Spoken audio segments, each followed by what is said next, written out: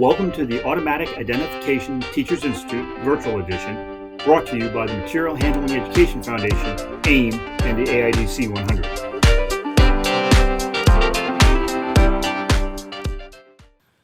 Okay, this presentation is for the Automatic Identification Teachers Institute in 2021, and it discusses the use of RFID in blood banking.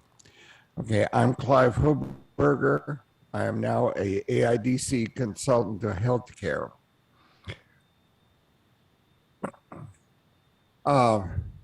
My background was that I was a corporate vice president at Zebra for 24 years, from $5 million to $1 billion a year. I designed the ZPL programming language and with it the first Zebra thermal transfer printers. I started Zebra's RFID business back in 1997. I hold 36 patents, 22 of them in RFID technology and applications. And I'm the designer of the UltraCode color barcode symbology, which was issued by AIM in 2016.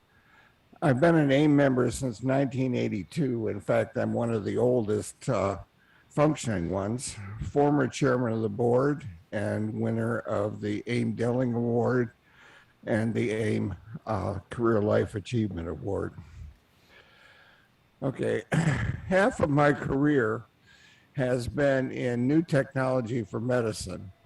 I was educated at some very good places, and my PhD work at Case was primarily in computer design and in real-time data acquisition and analysis.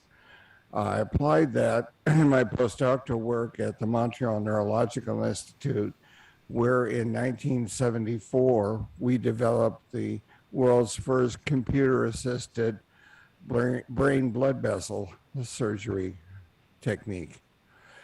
I later went on and got an MBA, and while I was working at Abbott Laboratories, and I spent 12 years, first at Brookhaven National Lab and then later at Abbott in biomedical engineering. This is one of the reasons why Zebra supported all the work that I did in the 1990s in the development of global AIDC standards for blood banking. So I've been deeply involved with barcodes since 1998 as a member of the Technical Symbology Committee. And I have the honor of having helped write every AIM 2D barcode standard. And I worked the other side of the street as well with GS1 on the Barcode ID Committee since 1992. I became part of a task force in 1991, which developed the ISBT 128 barcode standard for blood products. And that, in fact, is enabling technology for RFID. In 2010, we issued guidelines for the use of RFID in transfusion medicine. And I later received the blood banking industry's One World Award for those accomplishments. But in 2019, on the 25th anniversary of the introduction of the ISBT 128 standard, we held a meeting in Lisbon to both celebrate that, and also WHO expanded the standard that we developed from blood to all medical products of human origin.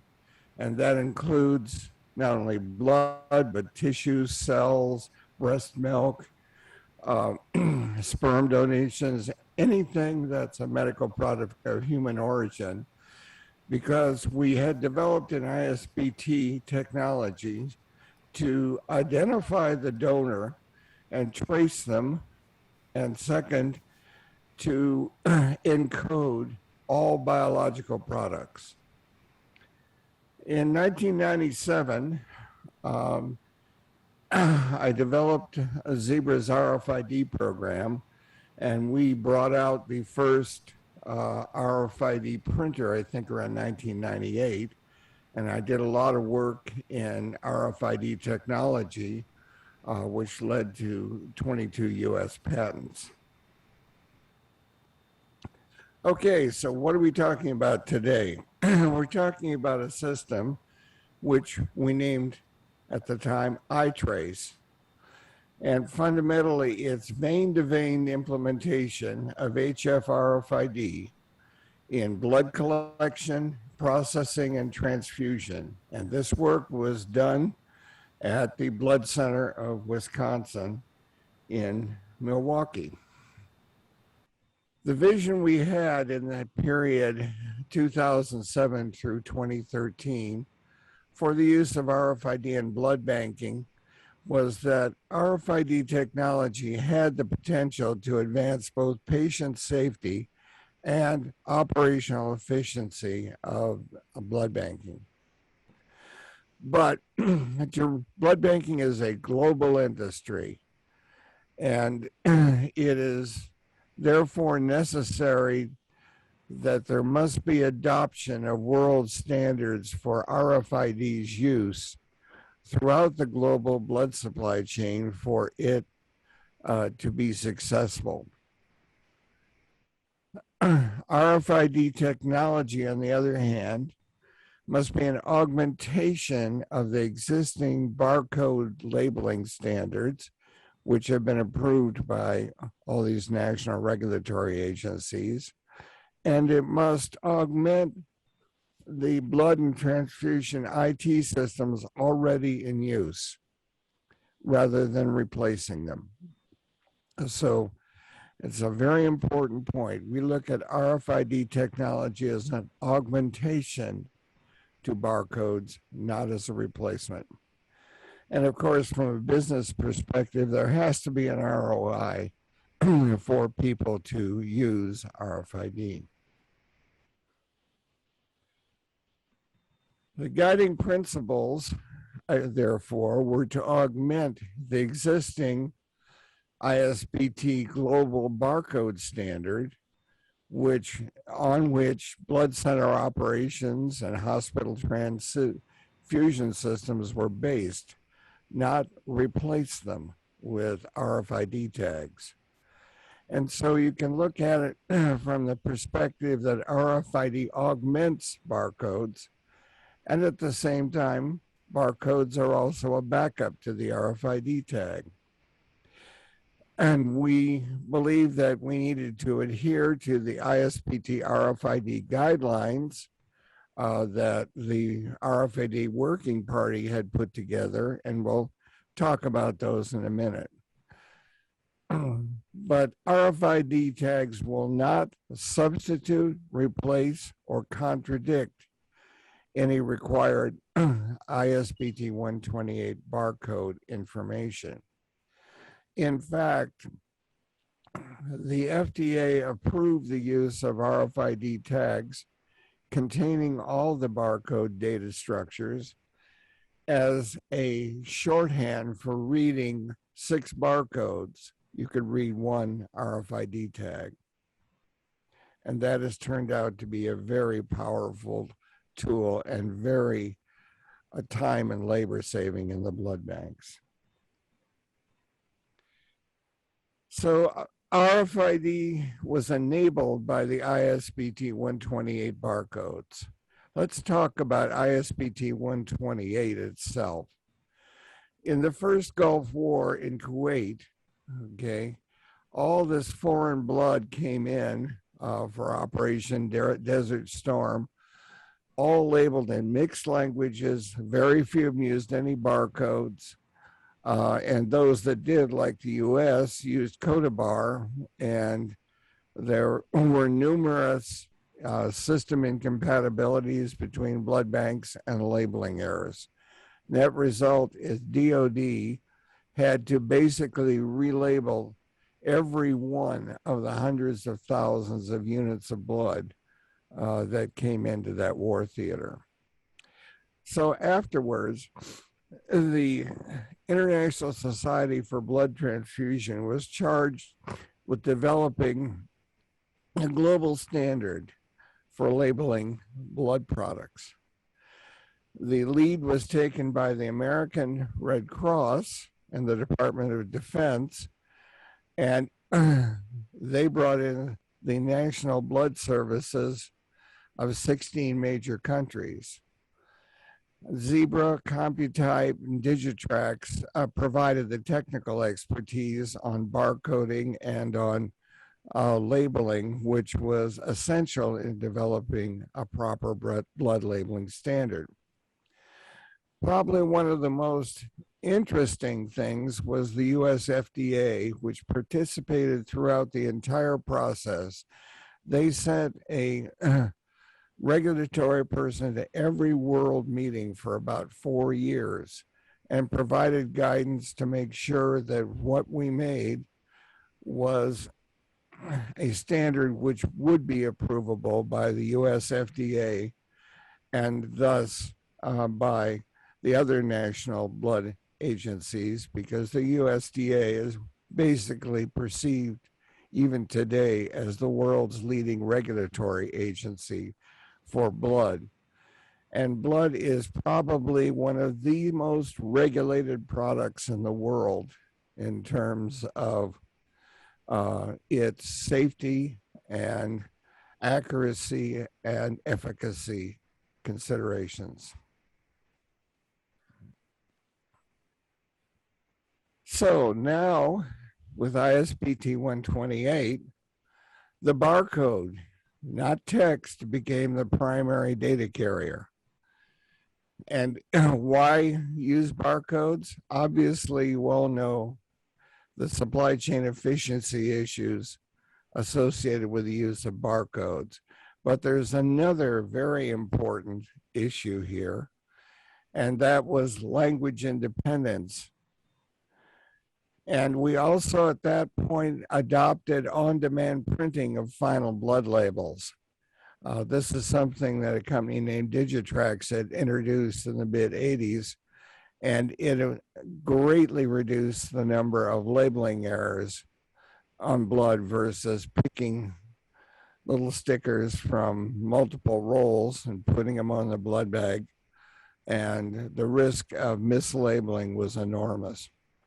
Whereas if you do on-demand printing from a computer database, you can ensure that everything that you put on that label is self-consistent. Now, data identifiers were essential technology to use here. And I had registered at ISO 2 primary data identifiers, the ampersand and equal sign. Why 2? Because biologics are so complex that you really need more than one data identifier,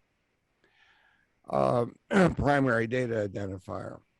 All of the data structures were designed to code biologics, and that meant the system had to be infinitely extensible, like biology itself.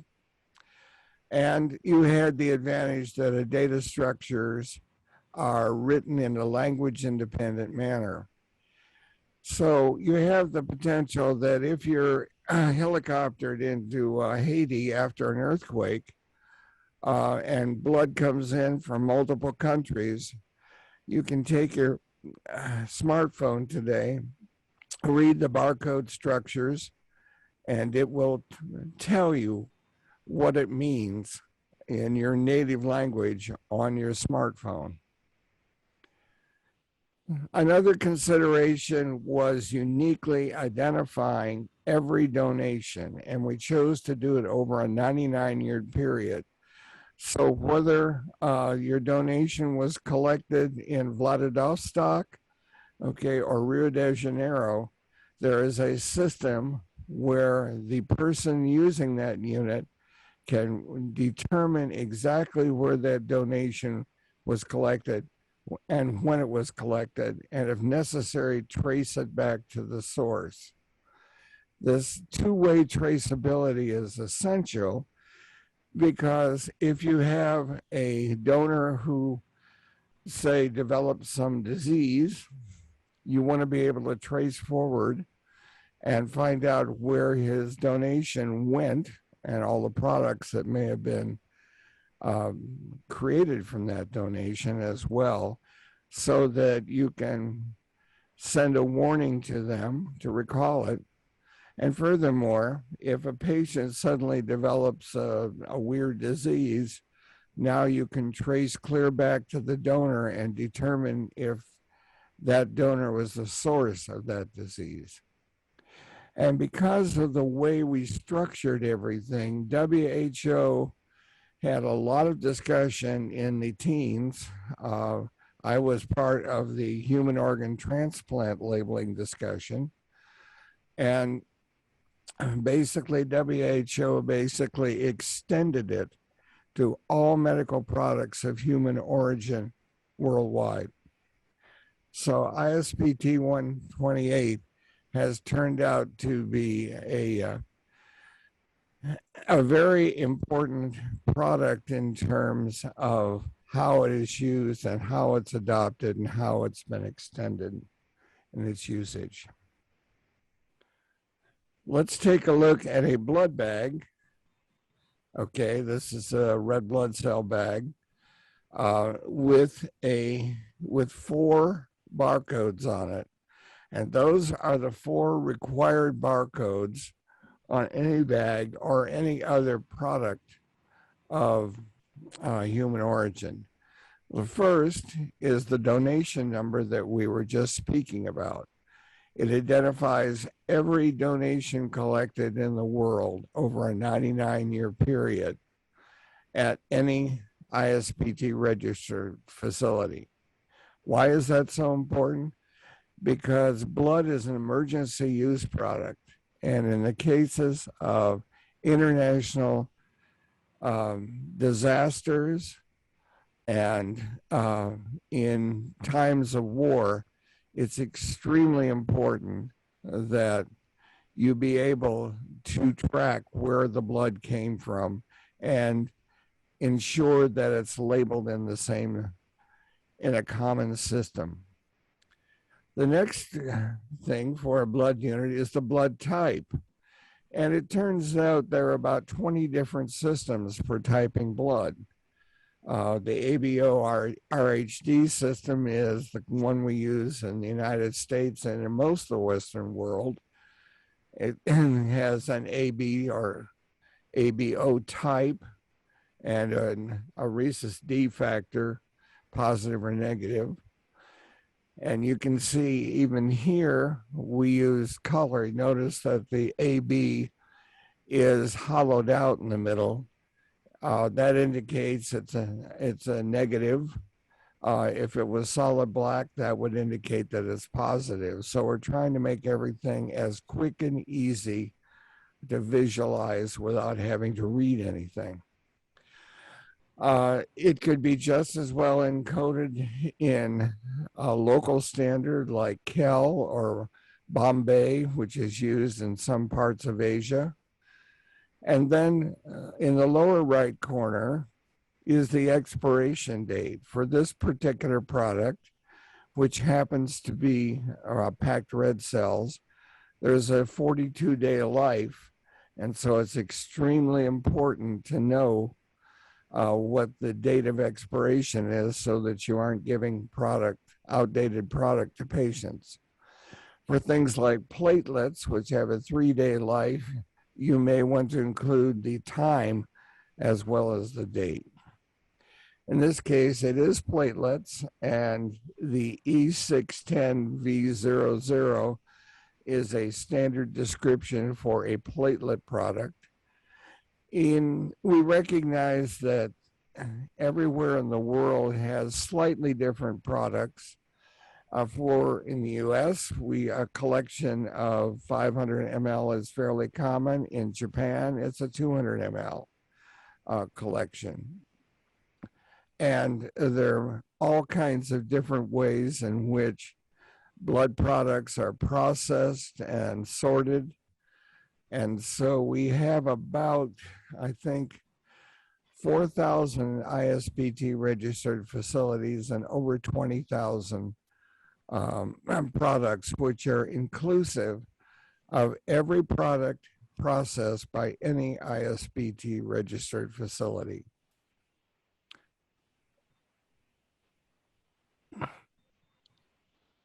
Now, the next step was taken in the early O's, and the guidelines for ISBT barcode structures were extended to the use of HF RFID. Why HF?